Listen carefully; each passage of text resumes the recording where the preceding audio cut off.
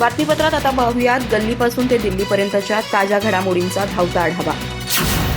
मराठा आरक्षण आंदोलक मनोज जरांगे यांनी मुख्यमंत्री एकनाथ शिंदे यांच्या हस्ते ज्यूस पिऊन उपोषण मागे घेतलं. यानंतर मुख्यमंत्र्यांनी मनोज जरांगे पाटील यांचं कौतुक करून आपलं मनोगत व्यक्त केलं. मलाही गोरगरीब समाजाचं दुःख आणि वेदना याची कल्पना आहे, म्हणून मी जाहीरपणे छत्रपती शिवाजी महाराजांची शपथ घेतली होती. ही शपथ पूर्ण करण्याचं काम हा एकनाथ शिंदे करत आहे. दिलेला शब्द पाळणं हीच माझी कार्यपद्धती आहे, असं मुख्यमंत्री एकनाथ शिंदे यांनी म्हटलंय. मुख्यमंत्री एकनाथ शिंदे पुढे बोलताना म्हणाले की 54 लाख नोंदी सापडलेल्या कुटुंबांना प्रमाणपत्र द्यावं, कुणबी प्रमाणपत्र नोंद सापडणाऱ्या कुटुंबाला सरसकट आरक्षण द्यावं आणि तिसरी मागणी होती ज्याची नोंद सापडली त्याच्या सगळ्या सोयऱ्यांनाही प्रमाणपत्र द्यावं. अशा 3 मागण्या मनोज जरांगे पाटील यांच्या होत्या. त्या मागण्या मान्य करण्यात आल्या. मुख्यमंत्री एकनाथ शिंदे यांनी स्वतः राजपत्र घेऊन नवी मुंबईत मनोज जरांगे यांची भेट घेतली. सर्व मागण्या मान्य करून मुख्यमंत्र्यांनी मनोज जरांगे यांना गुलाल लावला. एकनाथ शिंदे म्हणाले की आपल्या आंदोलनाचा त्रास कोणाला होऊ नये यासाठी आपण सर्वांनी जी काळजी घेतली ती अतिशय कौतुकास्पद आहे. मराठा समाज बांधवांचे मी आभार मानतो. असं म्हणतानाच मी देखील मराठा शेतकरी कुटुंबातील मुलगा असल्यानं मला आपल्या परिस्थितीची जाण असल्याचं त्यांनी म्हटलंय. मराठा समाजासाठी राजपत्र निघालंय. ज्याची कुणबी नोंद मिळाली त्याच्या गणगोतातील सर्वांना कुणबी प्रमाणपत्र देण्यात येणार आहे. ज्या GR-मुळे हा गुलाल उधळलाय फक्त त्या गुलालाचा अपमान होऊ देऊ नका एवढी शिंदे साहेब तुम्हाला विनंती आहे. GR कायम राहायला पाहिजे. याचबरोबर ज्याची नोंद मिळाली त्याचं शपथपत्र घेऊन साऱ्यांना देण्यात यावं. गृह चौकशी नंतर करा अशी मागणी मनोज जरांगे पाटील यांनी केली आहे. मनोज जरांगे पाटील पुढे बोलताना म्हणाले की सगळे सोयऱ्यांसाठी या नवीन शब्दाचा उल्लेख पहिल्यांदाच करण्यात आलाय. राजपत्र आणि अध्यादेश इतक्या लवकर जारी करणं हे इतिहासात पहिल्यांदाच झालंय. मुख्यमंत्री एकनाथ शिंदे यांनी चांगलं काम केलंय. समाज म्हणून त्यांचा विरोध संपला अशी प्रतिक्रिया मनोज जरांगे यांनी दिली आहे. तर अध्यादेशाला काही धोका झाला तर आझाद मैदानात मी लगेच आलो म्हणून समजा. आरक्षणात कधी अडचण आली तर सोडवायला मी पुढे असणार असंही त्यांनी म्हटलंय. मनोज जरांगे पाटील म्हणाले की शिंदे समितीला वर्षभर काम करू द्या. गोरगरीब मराठ्यांचं चांगलं होईल. मराठवाड्याचं 1884 गॅजेट आहे ते शिंदे समितीकडे द्यावं, ते लागू करावं. आमचा फायदा होईल कारण मराठवाड्यात खूप कमी कुणबी नोंदी सापडल्यात. मला माझ्या जातीचा स्वाभिमान आणि अभिमान आहे. माझी जात एका शब्दानंही पुढे जात नाही हा मला गर्व आहे असंही जरांगे यांनी म्हटलंय. राज्य सरकारचा मराठा आरक्षणाचा अध्यादेश कायद्याच्या कसोटीवर अजिबात टिकणार नाही असा दावा राज्याचे अन्न आणि नागरी पुरवठा मंत्री तथा बडे ओबीसी नेते छगन भुजबळ यांनी मराठा आरक्षणाच्या मुद्द्यावर भाष्य करताना केलाय. या प्रकरणी मराठा समाजाची फसवणूक झाली आहे. यापुढे मराठा समाजाला EWS आणि ओपनमधील आरक्षणाचा लाभ मिळणार नाही असं ते म्हणाले. सरकारनं मनोज जरांगे पाटील यांची मराठा आरक्षणाची मागणी मान्य केली तसेच त्याचा अध्यादेशही काढला. या घटनाक्रमामुळे राज्यभरातील मराठा समाजानं आनंद व्यक्त केलाय. पण मंत्री छगन भुजबळ यांनी मराठा समाजाचा हा विजय नसल्याचा दावा केलाय. मराठा समाजाचा विजय झाला असं वाटतं पण मला तसं काही वाटत नाही. अशा प्रकारच्या झुंडशाहीनं नियम आणि कायदे बदलता येत नाहीत. आम्ही सुद्धा कुणाशी पक्षपात न करता काम करण्याची शपथ घेतली होती असं ते यावेळी मुख्यमंत्री एकनाथ शिंदे यांना टोला हाणताना म्हणाले. सरकारनं जारी केलेला अध्यादेश हा अध्यादेश नाही, ही केवळ सूचना आणि नोटीस आहे. याचं रूपांतर नंतर अध्यादेशात होईल. 16 फेब्रुवारीपर्यंत त्यावर हरकती आक्षेप मागवण्यात आले आहेत. महाराष्ट्रातील ओबीसी समाजाच्या आणि इतर समाजाच्या जे वकील असतील, सुशिक्षित असतील त्यांनी या सर्वांचा अभ्यास करून त्यावर लाखोनी हरकती नोंदवाव्यात. ओबीसी समाजाच्या सर्व कार्यकर्त्यांनीही यात पुढाकार घेऊन या प्रकरणातील दुसरी बाजू सरकारच्या लक्षात आणून देण्याचं काम करावं असं ते म्हणाले. मराठ्यांना सरसकट आरक्षण दिलं जाणार नाही तर ज्या मराठ्यांच्या नोंदी सापडलेल्या आहेत त्यांनाच आरक्षण मिळणार असल्याचं देवेंद्र फडणवीसांनी स्पष्ट केलंय. तसंच त्यांच्या रक्तातील नात्यातल्या लोकांना त्या आरक्षणाचा आणि नोंदीचा लाभ घेता येईल. मात्र ज्या मराठ्यांच्या नोंदी सापडलेल्या नाहीत त्या मराठ्यांना आरक्षण दिलं जाणार नसल्याचं फडणवीसांनी सांगितलं. मराठा आरक्षणाच्या मुद्द्यावर शिंदेच्या नेतृत्वात तोडगा काढण्यात आला. या निर्णयाचा मला अत्यंत आनंद आहे. मराठा आरक्षणाचा मुद्दा हा सुटला असून अत्यंत चांगला मार्ग काढल्यानं या आंदोलनाची सांगता झाल्याचं उपमुख्यमंत्री देवेंद्र फडणवीस म्हणाले. तसंच मराठा समाजाच्या आरक्षणाचा प्रश्न मार्गी लावल्यानं फडणवीसांनी मुख्यमंत्री एकनाथ शिंदे यांचंही कौतुक केलंय. देवेंद्र फडणवीस म्हणाले कायद्याच्या चौकटीत राहून जे आरक्षण मिळू शकतं त्याच आरक्षणाची मागणी मनोज जरांगे पाटील यांच्याकडून करण्यात आली. सरकारनं काढलेला अध्यादेश मनोज जरांगेंनी स्वीकारल्यानं त्यांचंही अभिनंदन करण्यात आलं.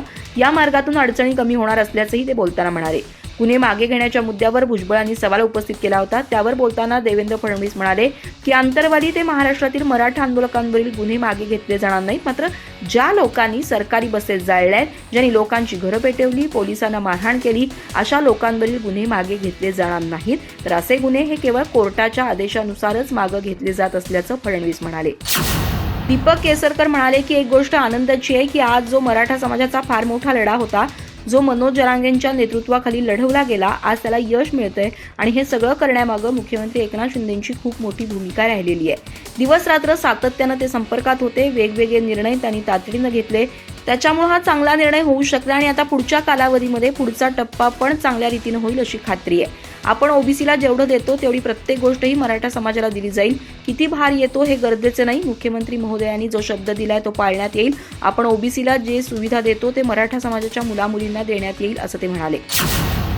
बिहारमध्ये नितीश लालू युती तुटली आहे. सूत्रांनी दिलेल्या माहितीनुसार रविवारी सकाळी 10 वाजता ते राज्यपालांकडे राजीनामा सुपूर्द करतील. यासोबतच ते नवे सरकार स्थापन करण्याचा दावाही करणार आहेत. कोर कमिटीच्या बैठकीत हा निर्णय घेण्यात आला. सूत्रांनी दिलेल्या माहितीनुसार नितीश राज्यपालांना उद्याच नवीन मुख्यमंत्री म्हणून शपथ देण्यासही सांगतील.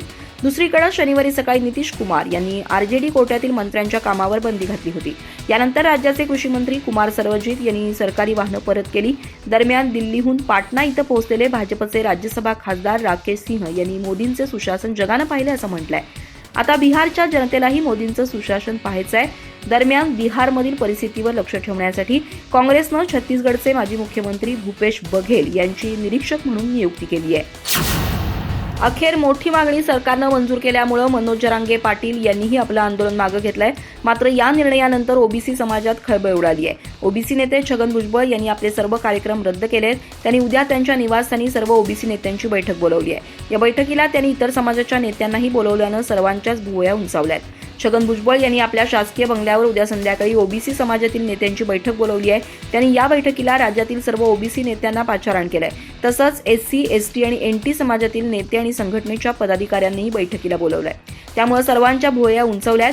भुजबळ उद्या काय निर्णय घेतात, भुजबळांच्या बंगल्यावर काय राजकीय खिचडी शिजते याकडे सर्वांचं लक्ष लागलंय. छगन भुजबळ या बैठकीमध्ये मराठा समाजाला दिलेल्या सरकारच्या अध्यादेशावर जहरी अशी भूमिका मांडणार आहेत. त्याचसोबत या सरकारच्या निर्णयामुळे इतर समाजाच्या आरक्षणावर कशा पद्धतीनं परिणाम होणार आहे या संदर्भात या बैठकीत छगन भुजबळ भाष्य करणार आहेत. त्यामुळे भुजबळ यांच्या या भूमिकेकडे सर्वांचं लक्ष लागलंय. तसंच इतर समाजातील नेते भुजबळांना साथ देतात का, या बैठकीतून नव्या आंदोलनाची हाक दिली जाणार का, आदी प्रश्नांची उत्तरं उद्याच मिळणार आहेत. मराठा नेते मनोज जरांगे पाटील यांच्या सर्व मागण्या राज्य सरकारनं मान्य केल्या आहेत. मनोज जरांगे यांच्या सगळे सोयऱ्याबाबतच्या मागण्या सरकारनं मान्य केल्या आहेत. त्यामुळे मराठा समाजाला मोठा दिलासा मिळाला आहे. पण सरकारनं घेतलेल्या या निर्णयावर ओबीसी नेते प्रकाश शेंडगे यांनी नाराजी व्यक्त केली आहे. मुख्यमंत्री एकनाथ शिंदे यांनी स्वतः वाशी इथं जाऊन मनोज जरांगे यांचं आज उपोषण सोडवलं. यावेळी त्यांनी सरकारचा मराठा आरक्षणाबाबतचा नवा अध्यादेश मनोज जरांगे यांच्याकडे सुपूर्द केला. त्यामुळे लाखो मराठा आंदोलक आणि कार्यकर्त्यांमध्ये आनंदाचं वातावरण आहे. पण सरकारनं मराठा आरक्षणाबाबत दिलेल्या अध्यादेशाची आम्ही होळी करू असं प्रकाश शेंडगे म्हणाले. आम्ही आदेशाची होळी करू, राज्यभर आक्रोश आंदोलन करू, ओबीसींसाठी नवा पक्ष उभारू असं प्रकाश शेंडगे म्हणाले. मराठा समाजाला ओबीसीत आरक्षण मिळालंय. 100% मराठा समाजाला कुणबी दाखले देऊन ओबीसीमध्ये घ्यायचा जरांगे पाटील आणि सरकारचा प्रयत्न यशस्वी झाला असं दिसतंय. पण यात खरंच मराठा समाजाचा फायदा की तोटा? दूध का दूध, पाणी का पाणी लवकरच होईल. आता ओबीसी आरक्षणाचं वर्गीकरण आणि विभाजन होईल. जो कुणबी दाखला घेईल तो पुन्हा मराठा होऊ शकत नाही. तुम्ही पुन्हा 96 कोळी मराठा म्हणून घेऊ शकत नाही. कुणबी दाखला झाला की राज्यातील मराठा समाजाच्या जमातीचं अस्तित्व संपुष्टात येऊन राज्यात मराठा समाज उरणार नाही असं प्रकाश शेंडगे म्हणाले. उत्तर प्रदेशमध्ये समाजवादी पक्ष आणि काँग्रेसमध्ये जागा वाटप पूर्ण झालंय. सपा अध्यक्ष अखिलेश यादव यांनी ही माहिती दिली आहे. काँग्रेस उत्तर प्रदेशमध्ये 11 जागांवर निवडणूक लढवणार आहे. अखिलेश यादव म्हणाले की काँग्रेससोबतची आमची सौहार्दपूर्ण आघाडी 11 मजबूत जागांसह चांगली सुरुवात करते. इंडियाची टीम आणि पीडीएची रणनीती इतिहास बदलेल असंही यादव म्हणाले. सपा अध्यक्ष अखिलेश यादव यांनी सोशल मीडिया प्लॅटफॉर्म एक्सवर काँग्रेससोबत झालेल्या जागा वाटपाची घोषणा केली आहे. उत्तर प्रदेशमध्ये सपानं काँग्रेसला 11 जागा देण्याची घोषणा केली आहे. त्यापैकी रायबरेली आणि अमेठी या 2 जागा विचारात घेतल्या जात आहेत. याशिवाय आणखी कोणत्या 9 जागा दिल्या आहेत याबाबत अद्याप कोणतीही माहिती मिळालेली नाही. वृत्तानुसार काँग्रेस पश्चिम उत्तर प्रदेशातील 4 जागांवर निवडणूक लढवू शकते. यापैकी 1 जागा अमरोहा असू शकतं, जिथं कुंवर दानिश अली खासदार आहेत. गेल्या महिन्यात डिसेंबरमध्येच त्यांची बसपातून हकालपट्टी करण्यात आली होती. केंद्रीय अर्थसंकल्प 2024 सादर होण्यासाठी काहीच दिवस शिल्लक आहेत. केंद्रीय अर्थमंत्री निर्मला सीतारामन 1 फेब्रुवारी 2024 रोजी केंद्रीय अर्थसंकल्प 2024 सादर करणार आहेत. अर्थमंत्री मोदी सरकारच्या दुसऱ्या कार्यकाळातील शेवटचा अर्थसंकल्प सादर करणार आहेत. कारण यानंतर देशात लोकसभा निवडणुका होणार आहेत. अशा परिस्थितीत 1 फेब्रुवारी 2024 रोजी सादर होणारा अर्थसंकल्प अत्यंत महत्त्वाचा आहे. केंद्र सरकार देशात नोकऱ्या वाढवण्यासाठी अनेक योजना राबवतं. त्यापैकी आत्मनिर्भर भारत ही एक योजना आहे. या योजनेअंतर्गत सरकार रोजगार निर्मितीसाठी काम करतं. या अर्थसंकल्पात सरकार आत्मनिर्भर भारत रोजगार योजनेची व्याप्ती वाढवू शकतं. सरकार अर्थसंकल्पात कंपन्यांना भविष्य निर्वाह निधीवर सबसिडी देऊन नवीन नोकऱ्या निर्माण करण्यास प्रोत्साहन देण्याची शक्यता वर्तवली जाते. इकॉनॉमिक टाइम्सनं दिलेल्या माहितीनुसार 31 मार्च 2024 नंतर योजनेची मुदतवाढ होऊ शकते. कोविड-19च्या काळात डिसेंबर 2020 मध्ये सुरू करण्यात आलेल्या योजनेअंतर्गत 22,810 कोटी रुपयांची निम्म्याहून अधिक रक्कम खर्च झालेली नाही आणि ती या मार्चमध्ये संपणार होती.